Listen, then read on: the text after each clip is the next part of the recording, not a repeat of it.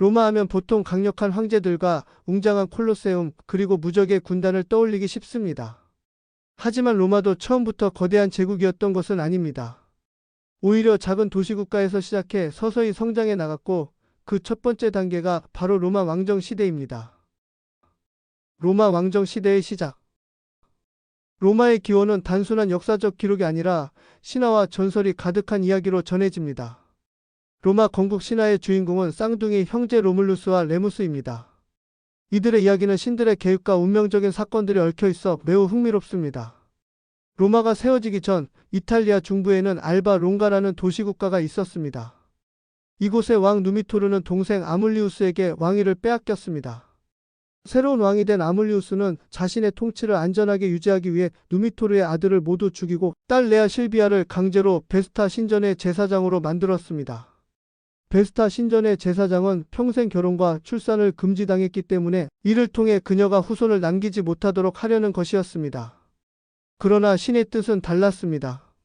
전쟁의 신 마르스가 레아 실비아를 사랑하게 되었고 그녀는 그의 아이를 임신하게 되었습니다. 얼마 후 태어난 아이들은 바로 로물루스와 레무스였습니다.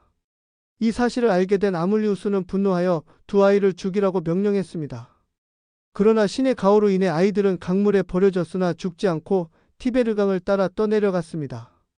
그러던 중 기적적으로 한 암늑대가 아이들을 발견하여 젖을 먹이며 키웠다고 합니다.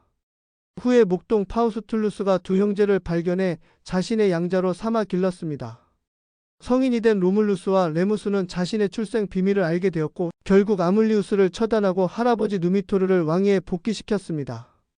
이후 두 형제는 자신들만의 도시를 세우기로 하였습니다. 그러나 도시를 어디에 세울 것인가를 두고 다툼이 벌어졌습니다. 고대 로마인들은 신의 뜻을 중요하게 여겼기 때문에 형제는 조짐을 통해 신의 뜻을 묻기로 했습니다. 레무스는 아벤티누스 언덕에서 6마리의 독수리를 보았고 로물루스는 팔라티누스 언덕에서 12마리의 독수리를 보았습니다. 이에 대해 의견이 갈렸습니다.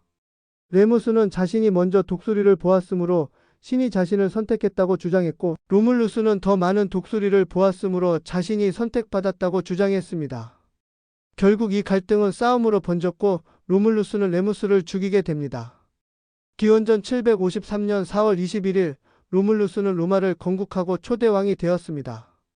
이후 로물루스는 로마의 기초를 다지며 법과 군사 조직을 정비하고 부족 간 결혼을 유도하기 위해 유명한 사비니 여인들의 약탈 사건을 일으켰습니다.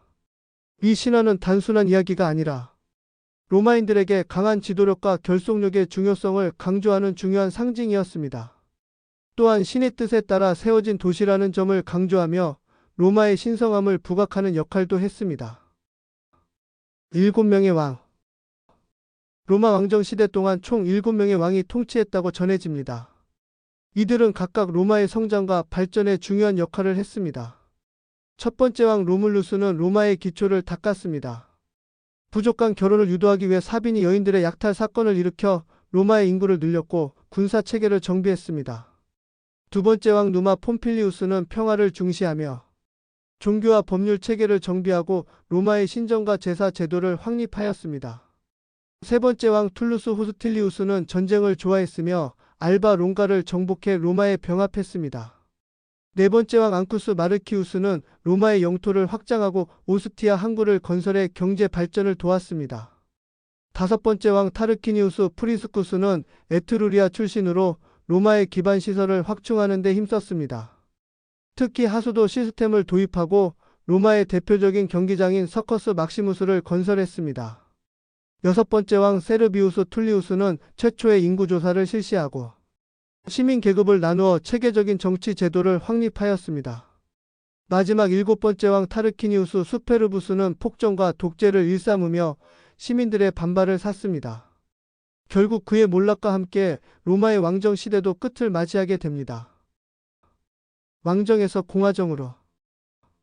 로마의 마지막 왕 타르키니우스 수페르부스는 강압적인 통치와 독재로 악명이 높았습니다.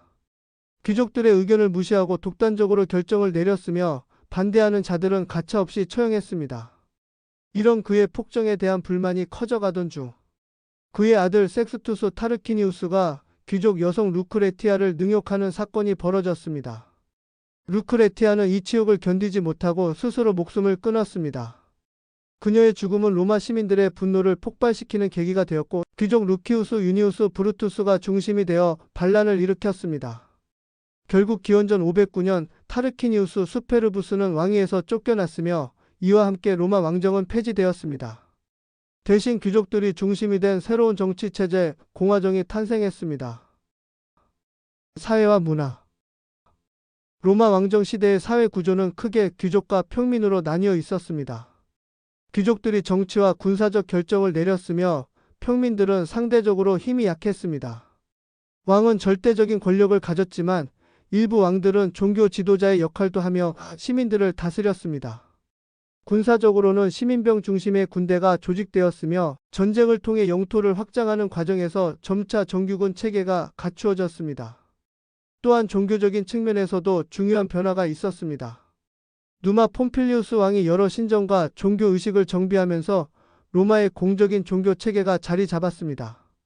이 시기에 로마의 달력이 정비되었으며 신정과 공공시설이 건설되어 도시가 체계적으로 발전하기 시작했습니다. 왕정 시대의 유산. 로마 왕정 시대는 짧게 보면 한 도시국가의 시작에 불과하지만 이후 로마가 공화정을 거쳐 제국으로 발전하는 데 중요한 기틀을 마련한 시기였습니다. 이 시기에 도시 기반 시설이 마련되었고 로마의 하수도, 성벽, 도로 등이 건설되었습니다. 특히 타르키니우스 프리스쿠스가 건설한 클로아 카막시마는 이후 로마가 거대한 도시로 성장하는 데 중요한 역할을 했습니다. 또한 로마의 군사적 전통도 이 시기에 시작되어 공화정과 제국 시기까지 지속적으로 발전하게 됩니다. 법과 정치 체계 또한 왕정 시대에 기초가 잡혔습니다. 마지막 왕의 폭정을 경험한 로마 시민들은 공화정을 도입하며 왕정의 문제점을 극복하고자 했습니다. 이후 로마 공화정은 다양한 제도를 도입하며 발전하였고 훗날 제국 시기까지 이어지는 법률 체계의 근간을 이루게 되었습니다. 결국 로마 왕정 시대는 그 자체로 중요한 역사적 의미를 지니고 있습니다. 작은 도시국가에서 시작해 조직적인 군사력과 법률 체계를 갖추고 왕들이 세운 기반 위에서 로마는 세계적인 강국으로 나아가게 되었으며 이후 공화정을 거쳐 제국으로 성장하는 발판을 마련한 것입니다.